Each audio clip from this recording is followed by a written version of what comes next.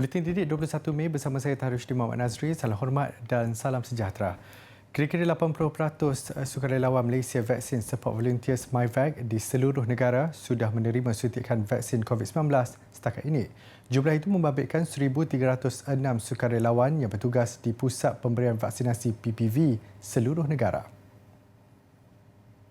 Kita nak buka IDCC di Shah Alam ya, untuk Selangor.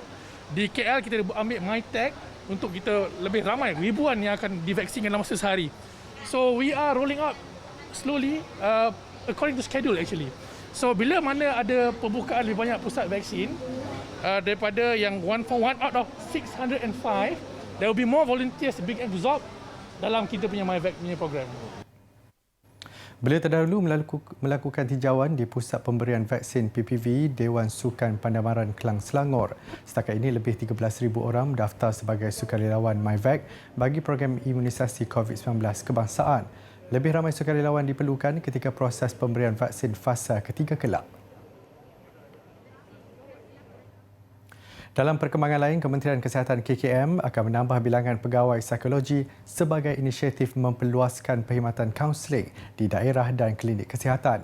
Menterinya Datuk Seri Dr. Adham Baba memaklumkan seramai 200 pegawai akan ditempatkan untuk menangani permasalahan mental yang kian meningkat, khususnya situasi semasa negara berdepan COVID-19.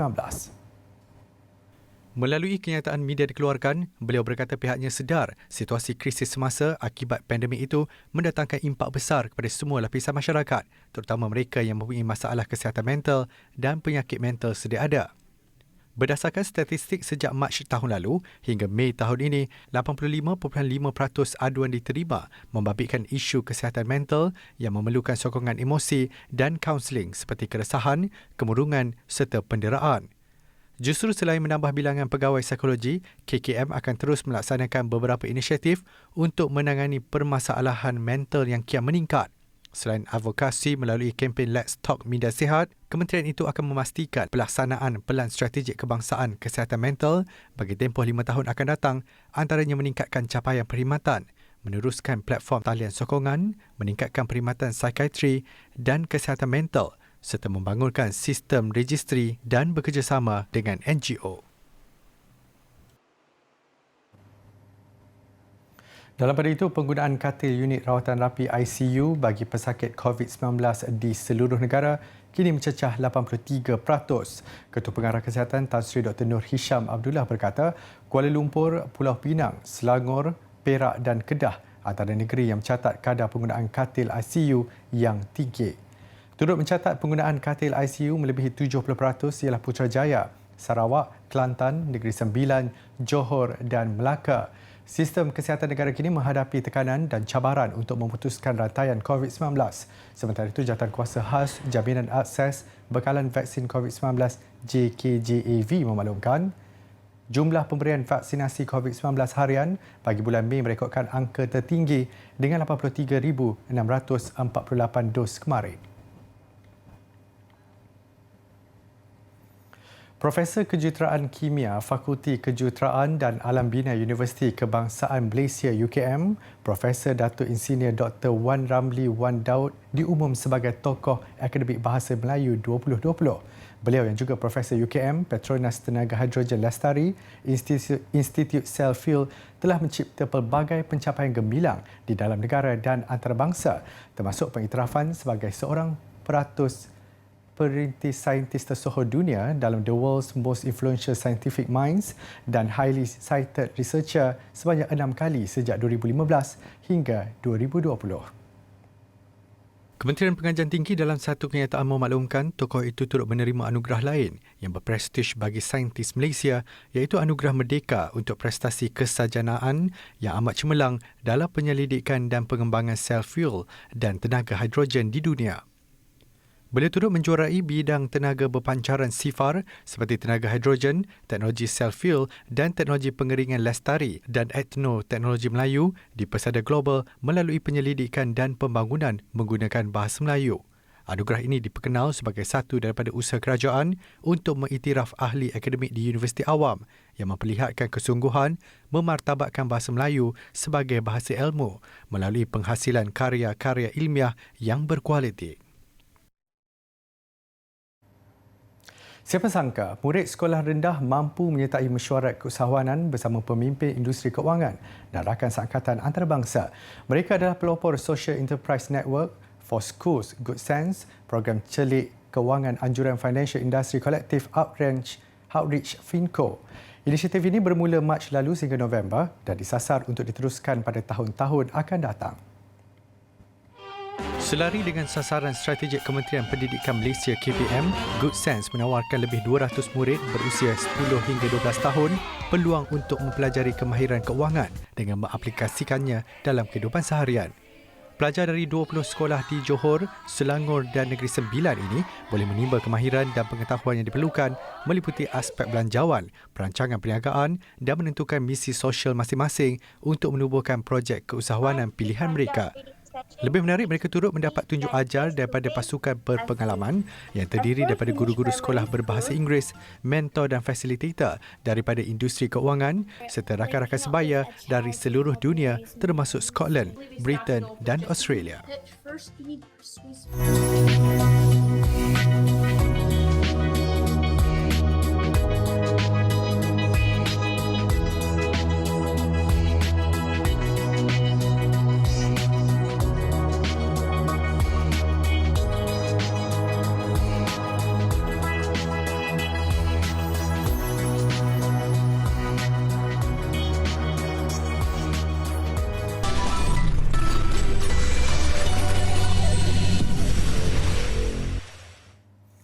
Bertemu kembali.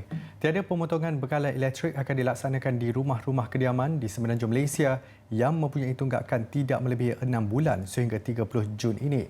Menteri Tenaga dan Sumber Asli Datuk Seri Dr. Syamsul Anwar Nasarah berkata, inisiatif kerajaan dengan kerjasama Tenaga Nasional Berhad bagi membantu rakyat dalam tempoh PKP itu dianggar bakal memanfaatkan 6.96 juta pengguna domestik di semenanjung Malaysia. Dalam satu kenyataan, beliau menjelaskan bagi membantu pengguna domestik menguruskan pembayaran bil elektrik mereka, pelan bayaran mudah turut dilanjutkan sehingga 31 Disember nanti. Pihaknya berharap inisiatif itu dapat membantu memelihara kesejahteraan hidup rakyat dalam keadaan ekonomi yang mencabar pada masa ini. Pada 21 Disember tahun lalu, kerajaan bersetuju supaya tiada pemotongan bekalan elektrik dilaksanakan kepada pengguna domestik yang mempunyai tunggakan bil elektrik tidak melebihi 6 bulan sepanjang tempoh 1 Januari hingga 31 Mac lepas. Pengguna domestik turut ditawarkan pelan bayaran mudah selama 6 bulan mulai 1 Januari hingga 30 Jun bagi membantu menguruskan bil elektrik mereka. RHB Banking Group meneruskan komitmennya dalam meningkatkan akses pendidikan digital dalam kalangan pelajar golongan B40. Pengarah urusan kumpulannya, Datuk Khairul Saleh Ramli berkata, komitmen itu merangkumi sumbangan berjumlah RM5 juta bagi menyediakan kemudahan peranti sekaligus membantu mereka memperoleh akses yang sama bagi pendidikan dalam talian melalui inisiatif cerdik. Jelasnya pandemik COVID-19 yang berpanjangan membawa kepada kewujudan jurang antara mereka yang mempunyai akses pendidikan digital dan sebaliknya. Jurang digital ini akan diperbaiki melalui program cerdik, inisiatif perintis bersama antara agensi kerajaan dan badan korporat. Di bawah program itu, RHB menyediakan lebih 3,600 komputer riba, sambungan mudah alih serta perisian yang diperlukan kepada pelajar di 29 sekolah terpilih seluruh negara. Cerdik adalah program perintis yang dipelopori secara bersama Kementerian Keuangan dan Kementerian Pendidikan Malaysia. Pandemik COVID-19 yang turut mengubah corak pendidikan negara mendorong peningkatan kreativiti dalam kalangan pendidik, antaranya menghasilkan bahan-bahan pembelajaran sendiri. Melalui buluh mini Digital News, murid dapat meningkatkan kemahiran dalam bahasa Inggeris selain membentuk asas kepada kemahiran digital, terutama mereka yang berada di pedalaman. Yang lebih utama, mereka berpeluang mengekspresi diri dan belajar melalui satu sama lain. Mini Digital News diinspirasikan untuk mengatasi isu ketinggalan dalam pembelajaran dalam kalangan murid-murid. Apatah lagi apabila sekolah dan guru menjadi satu-satunya kebergantungan sumber ilmu kepada pelajar. Ia memaksa guru memikirkan inisiatif lain untuk menarik minat pembelajaran. Punca-punca learning loss ini berlaku di sekolah kami ialah kerana PDPR ataupun kelas online memerlukan kemahiran digital, sekurang-kurangnya kemahiran asas untuk log in kepada maklumat-maklumat terutamanya yang terdapat dalam aplikasi delima yang disediakan oleh KPM. Selain daripada itu, murid kami juga kurang mendapat sokongan pembelajaran di rumah. Melalui projek ini, pelajar diberi kebenaran, kebebasan dan autonomi untuk memilih topik atau tema yang menarik bagi mereka untuk dikupas melalui penulisan. Murid-murid yang dipilih daripada kelas tahun 6 akan menemu bual guru-guru dan pelajar lain di dalam bahasa Inggeris sebelum membuat penulisan artikel. Penulisan dihasilkan melalui peranti elektronik seperti laptop dan tablet. Biarpun tidak mempunyai gadget yang secukupnya dan capaian internet yang memuaskan, ia tidak menjadi halangan. Murid telah menunjukkan minat yang mendalam untuk menulis tentang diri mereka, tentang culture dan kebudayaan mereka di rumah. Okey, jadi kejayaan yang telah projek ini capai ialah murid dilihat dalam menguasai sedikit sebanyak asas kemahiran digital, iaitu dengan menaip pada papan kekunci laptop yang mana mereka sebelum ini langsung tak pandai, tak tahu di mana.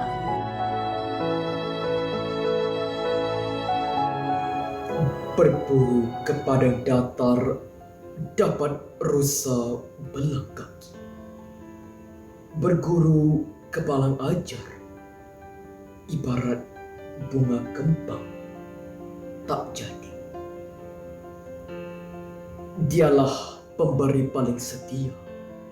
Tiap akar ilmu miliknya, pelita dan lampu segala untuk manusia sebelum menjadi dewasa. Dialah ibu, dialah bapa, juga sahabat. Alur kesetiaan mengalirkan nasihat. Pemimpin yang ditauliahkan segala umat. 1000 tahun katanya menjadi hikmat. Jika hari ini seorang Perdana Menteri berkuasa, jika hari ini seorang raja menaiki takhta, jika hari ini seorang presiden sebuah negara, jika hari ini seorang ulama yang mulia, jika hari ini seorang peguam menang bicara, jika hari ini seorang penulis terkemuka, jika hari ini siapa sahaja menjadi dewasa, sejarahnya dimulakan oleh seorang guru biasa.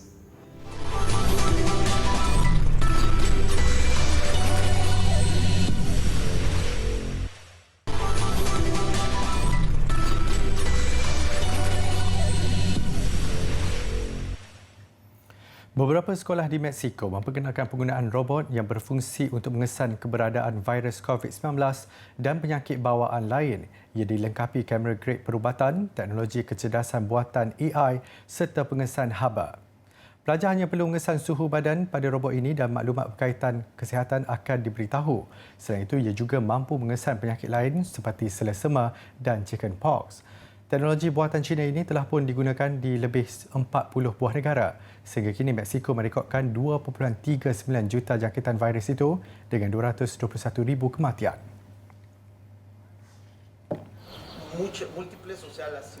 Syarikat teknologi Microsoft mengumumkan penamatan pelayar web Internet Explorer yang dicipta sejak 25 tahun lalu. Penamatan itu diputuskan selepas pengguna internet dilihat lebih gemar memilih platform pelayar web lain seperti Google Chrome dan Apple Safari. Microsoft dalam kenyataan memaklumkan masa depan Internet Explorer terdapat pada Windows 10 dalam Microsoft Edge. Microsoft Edge bukan sahaja menawarkan pengalaman pelayaran internet lebih pantas, malah ia lebih selamat dan moden daripada Internet Explorer. Ia juga dapat mengatasi masalah utama seperti keserasian dengan laman web dan aplikasi lama. Berkuat kuasa 15 Jun 2022, Internet Explorer akan ditamatkan serta-merta dan tidak dikendalikan oleh Microsoft. Namun, Microsoft berkata laman web dan aplikasi berasaskan Internet Explorer akan berfungsi dengan Edge bagi sekurang-kurangnya sehingga tempoh 2029. Susulan kejayaan Dynamite yang dilancarkan Ogos lalu, BTS hari ini tampil dengan satu lagi single berbahasa Inggeris Butter dan seperti dijangka memecah rekod di YouTube buat kesekian kalinya. Video muzik Butter mencatat 3.89 juta tontonan serentak pada tayangan perdananya di laman perkongsian video itu pagi tadi.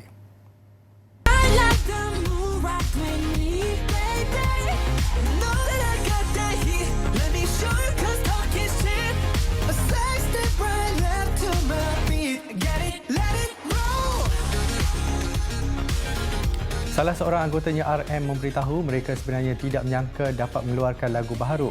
Namun disebabkan pandemik yang berpanjangan, mereka merasakan perlu melancarkan lagu yang sesuai dengan musim panas.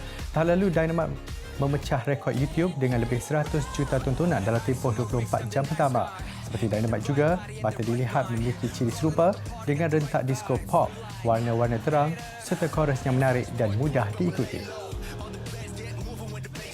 Assalamualaikum, saya Nofara Akila dari SK Jalan Kebun. Ingin mengucapkan selamat Hari Guru kepada cikgu-cikgu di sekolah saya. Terima kasih atas segala ilmu yang dicurahkan kepada kami. Guru demi ilmu, bina generasi baharu. Dalam ajarnya, ada harapan. Dalam tegurannya, ada doa.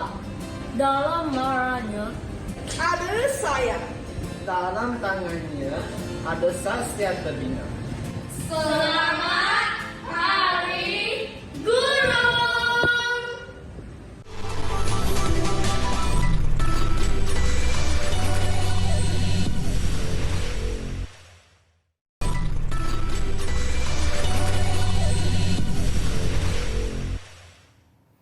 Persaingan yang cukup kompetitif itu akui pemain naturalisasi negara dari Kosovo Liridon Krasniqi sekaligus menyangka sesetengah andaian tempat dalam kesebelasan utama negara sudah terjamin buatnya menghadapi pusingan kelayakan Piala Dunia 2022 dan Piala Asia 2023. Tidak sampai 24 jam sebaik tiba di Dubai, Emirat Arab Bersatu UAE semalam, skuad kebangsaan terus menjalani latihan di sebelah malam di venue yang sudah ditetapkan tuan rumah.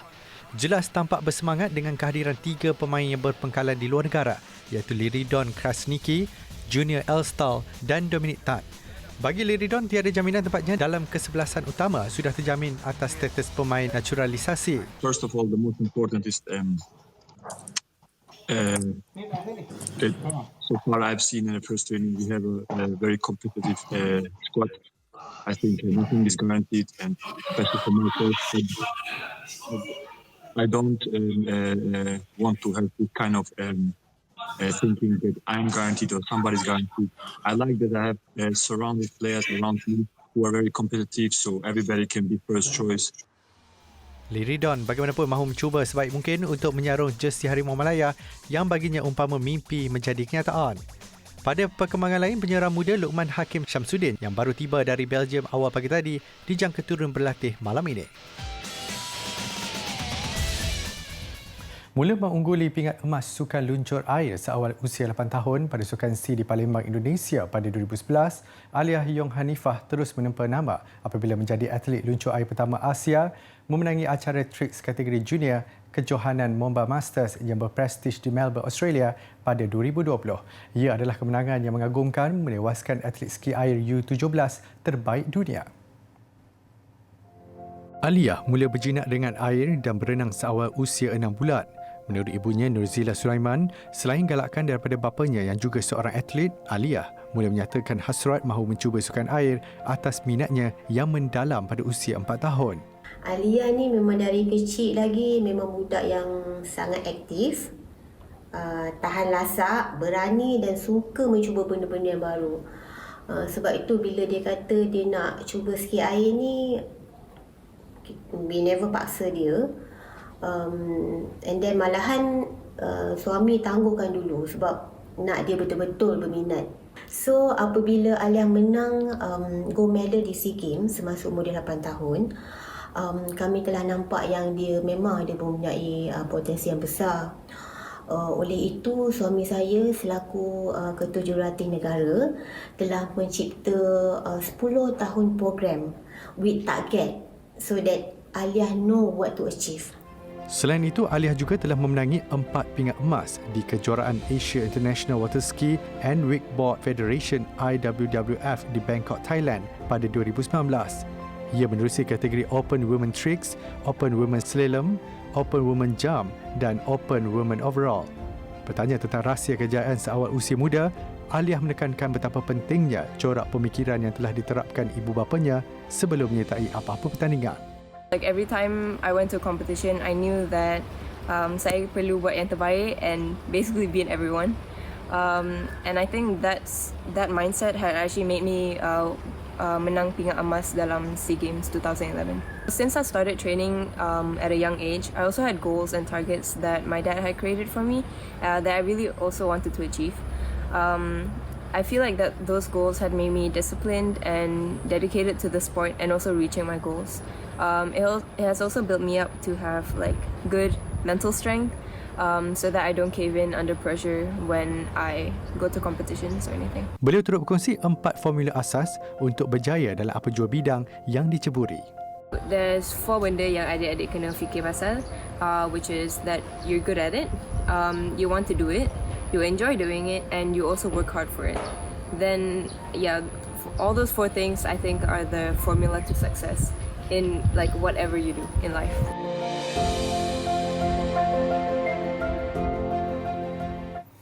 Kejohanan skuash terbuka antarabangsa Elguna Mesir, dua wakil negara Eng Yeng Yao dan S. Siva Sanggari berjaya melepasi pusingan pertama selepas menumpaskan lawan masing-masing.